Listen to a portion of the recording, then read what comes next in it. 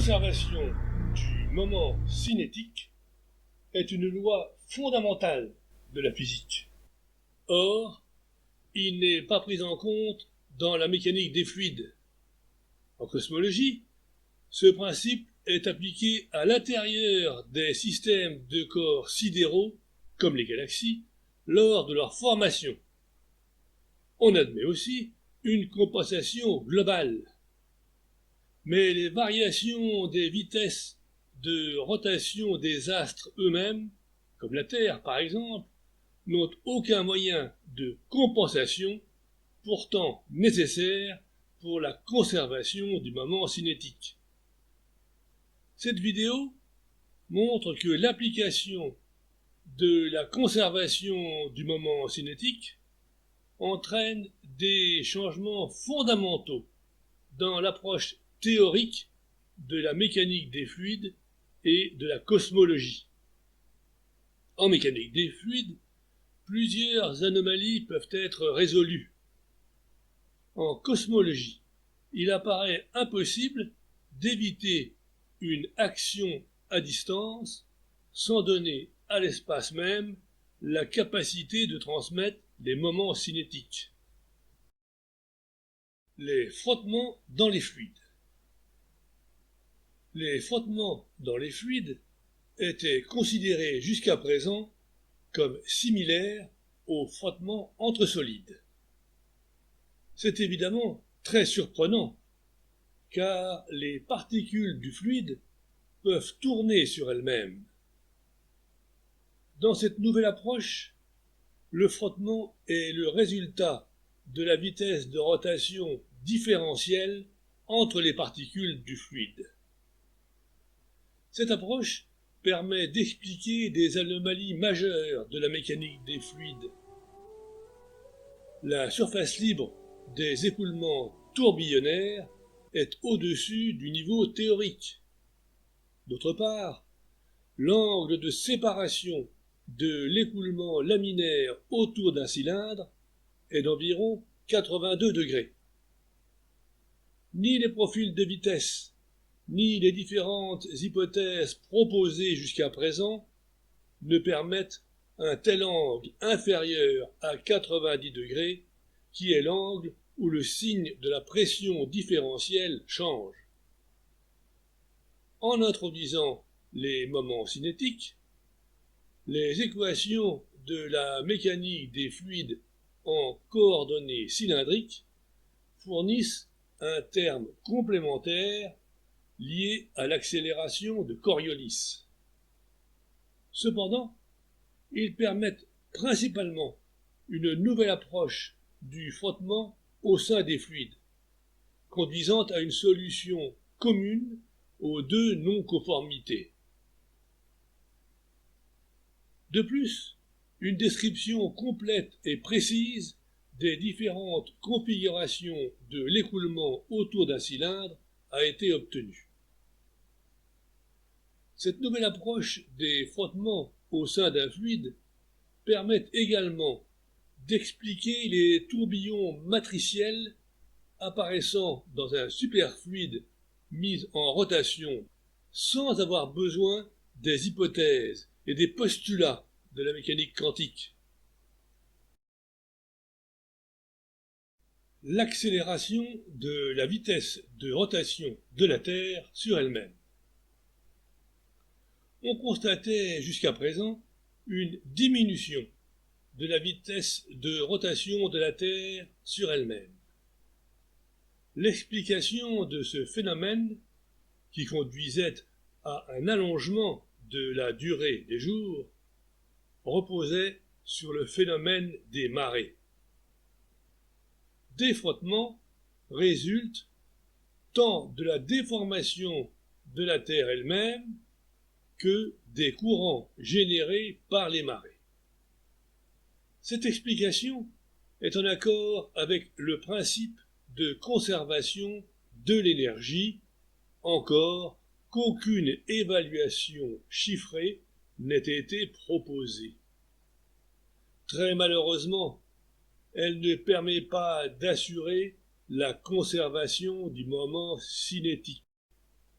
En effet, les déformations et les courants sont symétriques tant vers l'est et l'ouest que vers le nord et le sud. Les moments s'annulent donc. Le pire est que depuis 2016, la vitesse de rotation de la Terre sur elle-même augmente. Une explication imaginée porte sur un mouvement du magma en fusion sous le manteau de la Terre, alors que ce mouvement supposé n'a jamais reçu la moindre explication ni la moindre vérification. Et quand bien même il y aurait une explication, il ne respecte pas davantage la conservation du moment cinétique, puisqu'il faudrait un mouvement coexistant en sens inverse, et que tout finirait par s'annuler par les frottements. Une autre idée a été un rééquilibrage avec la rotation de la Lune. Il faudrait alors une action à distance, un non-sens. Il faut donc nécessairement un milieu dans l'espace, un éther, seul à même de permettre un rééquilibrage du moment cinétique par contact avec la matière de la Terre en rotation, et donc sans action à distance. Le moment cinétique dans l'éther. L'introduction du moment cinétique angulaire des particules de l'éther a une intéressante conséquence.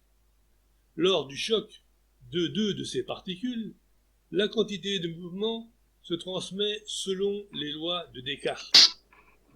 Cette transmission se produit par déformation élastique des particules de l'éther. La déformation élastique des particules de l'éther empêche le glissement des particules l'une sur l'autre par suite de l'aplatissement des parties en contact. Lors des oscillations des électrons, ils transmettent leur quantité de mouvement aux particules de l'éther, mais aussi leur moment cinétique. Les moments cinétiques ne peuvent se transmettre que transversalement. Chaque train d'onde est donc polarisé dans l'orientation du moment cinétique angulaire des électrons émetteurs. D'autre part, la rotation des fluides parfaits dans les tourbillons compense très exactement la rotation sur elle-même des particules fluides.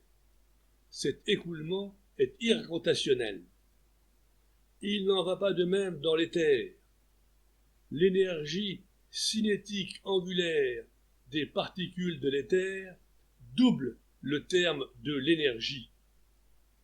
La rotation des tourbillons nécessite un apport d'énergie cinétique angulaire.